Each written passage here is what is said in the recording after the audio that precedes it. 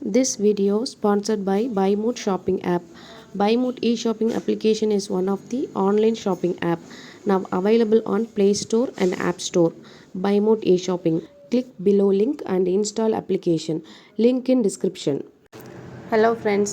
இன்றைக்கான வீடியோவில் ஜவ்வரிசி யூஸ் பண்ணி ஒரு டிஷ் பார்க்கலாம். இதை வந்து நம்ம பிரேக்ஃபாஸ்ட்டாகவும் சாப்பிட்டுக்கலாம், இல்லைனா டின்னருக்கு எடுத்துக்கலாம், அப்படி இல்லைனா ஈவினிங் ஸ்மூத்தியாக கூட நம்ம செஞ்சு சாப்பிட்டுக்கலாம். இன்றைக்கி நம்ம ரொம்ப சிம்பிளாக எப்படி பண்ணுறது அப்படின்னு சொல்லி பார்க்க போகிறோம். ஒரு குட்டி டம்ளரில் வந்து ஜவ்வரிசி எடுத்துகிட்டு ஒரு பாத்திரத்தில் மாற்றிட்டு நம்ம அதை கழுவிக்கலாம். இந்த ஜவ்வரிசி பார்த்திங்க அப்படின்னா ரொம்ப குட்டியாக இருக்கும். நார்மலாக நம்ம கடையில் வாங்குகிற ஜவ்வரிசி வந்து கொஞ்சம் பெருசாக இருக்கும். அதுலேயே வந்து குட்டியும் நம்மளுக்கு கிடைக்கும். நம்ம இதை வந்து கேட்டு வாங்கிட்டோம் அப்படின்னா இன்ஸ்டண்ட்டாக பண்ணிக்கலாம். இப்போது நம்ம பெரிய ஜவ்வரிசி வாங்குகிறோம் அப்படின்னா அதை வந்து நம்ம முன்னாடியே ஒரு 4 மணி நேரம் இல்லை 2 மணி நேரமாவது ஊற போட்டு தான் பண்ணணும். இதை வந்து நம்ம ஊற போடுறதுக்கு அவசியம் கிடையாது, உடனே வந்து நம்ம பண்ணிடலாம். இதை வந்து தாய்லாந்து ஜவ்வரிசின்னு கூட சொல்லுவாங்க. கடுகுலேருந்து கொஞ்சம் பெருசாக இருக்கும், அவ்வளோதான், ரொம்ப பெருசாக இருக்காது. ஸோ இதை நல்லா ஒரு 2 டைம் அலசி எடுத்துக்கலாம். ரொம்பலாம் அழுக்கு இருக்காது, இருந்தாலும் நம்ம வந்து கழுவி எடுத்துக்கிட்டே நம்ம பண்ணலாம். இந்த டிஷ்ஷில் வந்து நம்ம நிறைய இன்க்ரீடியன்ஸ்லாம் சேர்க்க போகிறது கிடையாது. ஜவ்வரிசி அப்புறம் பால், இந்த 2 வச்சு மட்டும்தான் நம்ம வந்து இந்த டிஷ் பண்ண போகிறோம். ஸோ நல்லா கழுவி எடுத்தாச்சு. இப்போது இதில் வந்து இதுக்கு தேவையான அளவுக்கு தண்ணி ஊற்றணும். தண்ணி வந்து நம்ம கொஞ்சம் நல்லா எக்ஸ்ட்ராவே ஊற்றிக்கணும். ஏன் அப்படின்னா இந்த ஜவ்வரிசி வெந்து வர்றப்போ நல்லா கெட்டி ஆகிடும். தண்ணி எல்லாத்தையும் குடிச்சு கட்டி ஆகிடும். அதனால் நல்லா தாராளமாக தண்ணி சேர்த்துக்கணும். அப்படி நிறைய தண்ணி சேர்க்கலை அப்படின்னாலும் நம்மளுக்கு வந்து அடியில் பிடிச்சிக்கும். இது 2 லிட்டர் பாத்திரத்தில் பாதி அளவுக்கு நான் தண்ணி எடுத்துக்கிறேன். அடுத்து நம்ம ஸ்டவ்வை ஆன் பண்ணி அதில் வந்து நம்ம அந்த தண்ணியோட அந்த ஜவ்வரிசியை வச்சிடலாம். பக்கத்துலேயே நின்று நம்ம கிண்டி விட்டுட்டே இருக்கிறோம் அப்படின்னா நம்ம வந்து ஹை ஃப்ளேமில் கூட வச்சுக்கலாம். அப்படி இல்லை வேறு ஒர்க் வந்து நான் பார்த்துட்ருக்கிறேன் அப்படிங்கிறப்போ நீங்கள் சிம்மில் வச்சுட்டு கூட அப்பப்போ வந்து கிண்டி விட்டுக்கலாம்.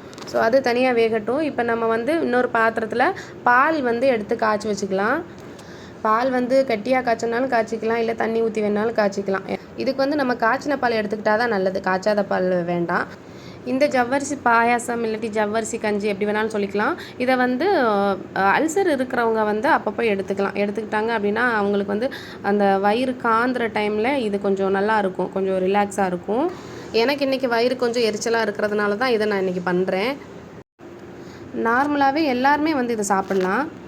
இப்போ வந்து ஒரு 90% வெந்துருச்சு. இப்போ வந்து நம்ம அந்த காய்ச்சின பாலை இதில் வந்து சேர்த்துக்கலாம். எவ்வளோ தேவையோ அவ்வளோ சேர்த்துக்கிட்டா போதும். நான் வந்து 1/2 லிட்டர் பால் காய்ச்சிருந்தேன். அதில் கொஞ்சம் தண்ணி ஊற்றி தான் காய்ச்சி வச்சுருந்தேன். அதில் பாதி பாலை வந்து இதுக்குள்ளே நான் மிக்ஸ் பண்ணிக்கிட்டேன்.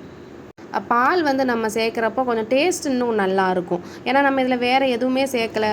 சேமியா, கண்டன்ஸ் மில்க் அந்த மாதிரி நம்ம எதுவுமே சேர்க்காததுனால நம்ம பால் கொஞ்சம் நல்லாவே சேர்த்துக்கலாம், பிரச்சனை இல்லை. பால் ஊற்றுனதுக்கப்புறமாவும் நம்ம வந்து நல்லா ஒரு 5 to 10 நிமிஷம் வந்து அதிலே வேக விடணும். அப்போ தான் நல்லா மிக்ஸ் ஆகி கிடைக்கும். நம்ம கையில் ஒன்று எடுத்து நசுக்கி பார்க்குறப்ப நல்லா நசுங்கணும். அது அப்படி இருந்துச்சு அப்படின்னா இது வந்து நல்லா வெந்துருச்சுன்னு அர்த்தம்.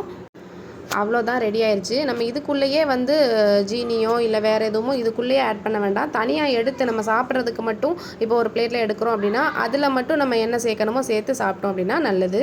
மீதி இருந்தது அப்படின்னா கொஞ்சம் நேரம் ஆனாலும் கெட்டு போகாமல் இருக்கும். அதனால் இப்போ நம்ம சாப்பிட்றதுக்கு மட்டும் எடுத்துகிட்டு அதில் வந்து தேனோ இல்லை நாட்டு சர்க்கரையோ நம்ம கலந்துக்கிட்டு சாப்பிட்லாம். அவ்வளோதான், ரெடி ஆகிடுச்சு. வீடியோ பிடிச்சிருக்குன்னு நினைக்கிறேன். சேனல் சப்ஸ்கிரைப் பண்ணிக்கோங்க. தேங்க்ஸ் ஃபார் வாட்சிங்.